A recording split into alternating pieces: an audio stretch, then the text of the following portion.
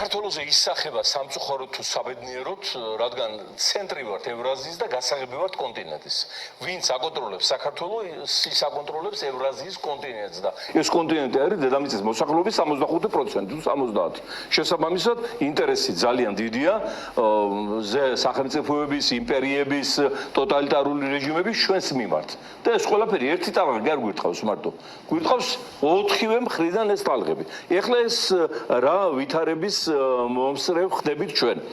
1944 წელს რუზველტი და სტალინი გარიგდნენ ბრიტანეთის იმპერიის წინააღმდეგ, რომ მათი ფუნტი სტერლინგი არ ყოფილიყო მსოფლიო ვალუტა. ანგარიშწორების საშუალება. სტალინის მოგეხსენებათ არ ეშლებოდა ეს დიპლომატია, მოკლედ მოურიგდა რუზველტს მოიწვიეს ბრეტონ ვუდსის კონფერენცია, სადაც გამოცხადდა ამერიკული დოლარი მსოფლიო ანგარიშწორების საშუალებად. და სტალინი რამდენიმე თვეში გამოვიდა იმ ხელშეკრულებიდან.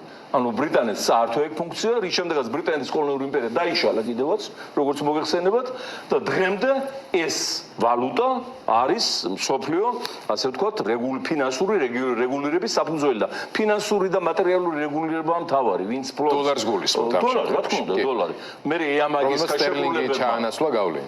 დიახ, იამაიკის ხელშეკრულებებმა 70-იან წლებში ეს დოლარის ერთპიროვნული მონოპოლია განამტკიცა კიდევ უფრო მეტად.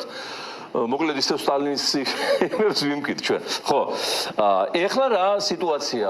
დაიწყეს შეკოწიწება ბრიქსის, პუტინმა, ჩინეთმა, ბრაზილიამ, ინდოეთმაც დიპლომატიურად, მაგრამ მაინც სამხრეთ აფრიკის რესპუბლიკამ ის შოვინისტი პრეზიდენტი რო ყავდა სულ შავების უპირატესობაზე ლაპარაკობს და ეგ თეთრები ცოტა დაჩაგრულ სტადიაში არიან და ტრამპმა მისაგებად შენიშნა მოლაპარაკების დროს ამის გამო. პირიქით აპარტეიდის ნიშნები გამოჩნდა.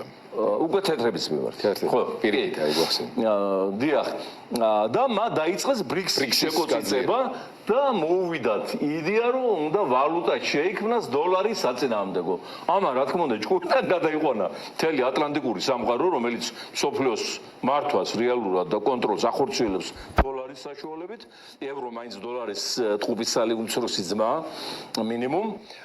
და რა თქმა უნდა ეს მთელი ეს დაჯახება და ეს გარჩევები და ეს უკრაინის ომის მათ შორის ბევრწილად გამოვიწვია აი მსოფლიოს ხელახალი გადანაწილების მცდელობამ, სადაც ახალი პოლუსი ცდილობდა თავის ამოყოფას ამერიკის და ევროპის საპირისპიროდ.